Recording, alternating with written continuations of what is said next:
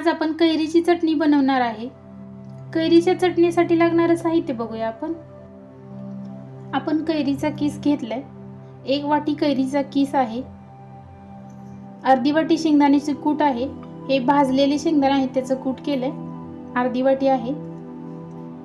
हा लसूण आहे 7 पाकळ्या, हे बघा 7 कळी लसूण आहे। आणि 10 ते 12 कढीपत्त्याची पानं घेतलीत, मीठ आणि हे लाल तिखट। हे बघा मी मिक्सरचं भांडं घेतले, तर याच्यामध्ये किसून घेतलेली कैरी घालायची।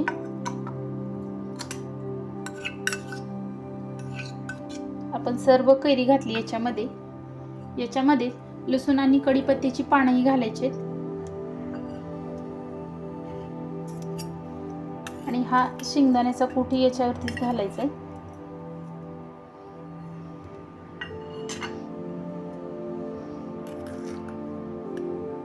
आणि 1 चमचा लाल तिखट घालायचंय।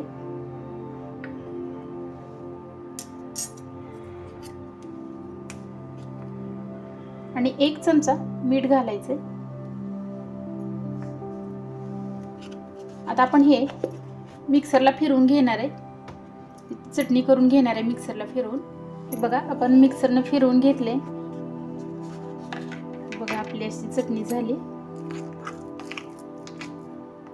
ही चटणी मिक्सरला फिरवताना तुम्ही फास्ट स्पीडवर फिरवायची आणि नंतर मिक्सर बंद करायचा आणि चमच्याने असे हलवून घ्यायची, मिक्स करून घ्यायचं सर्व, असं सर्व बाजूने हलवून घ्यायचं आणि नंतर अजून फिरवून घ्यायचं। मिक्सर चालू करायचा आणि अजून एकदा मिक्सरने फिरवून घ्यायचंय, म्हणजे अशी आपल्याला बारीक एकजीव झालेली चटणी मिळेल।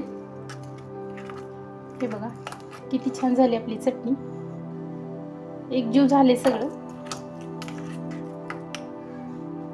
हे बघा मस्त झाली, तर आपण काढून घेऊया। हे बघा आपली कैरीची चटणी करून तयार आहे। एकदम रुचकर आणि चवीला आहे, एकदम छान अशी लागते आणि वास याचा खूप छान येतोय, वास येतोय बघा, वास येतो आहे तरीही तोंडाला पाणी सुटतंय। एकदम छान अशी कैरीची चटणी झाली। तर ही चटणी खूप छान होते आणि जर वरती ठेवली तर 2 ते 3 दिवस राहते, फ्रीज मध्ये ठेवली तर 4-5 दिवस राहते। आणि याच्याबरोबर तुम्ही पोट भरून जेवण करू शकाल। जेवणाबरोबर कोणतीही भाजी खायला नसली तर चालेल, पण तुम्ही ही चटणी जर खाल तर तुम्हाला कोणत्याही भाजीची आवश्यकता भासणार नाही, इतकी छान ही चटणी होते। तर ही कैरीची चटणी तुम्ही घरी नक्की करून बघा आणि कशी वाटली आम्हाला कमेंटमध्ये नक्की कळवा। असे नवनवीन व्हिडिओ पाहण्यासाठी आमच्या चॅनलला सबस्क्राईब करा। व्हिडिओ आवडल्यास लाईक करा आणि बेल आयकॉन प्रेस करायला विसरू नका। तुम्ही हा आमचा व्हिडिओ शेवटपर्यंत पाहिल्याबद्दल धन्यवाद।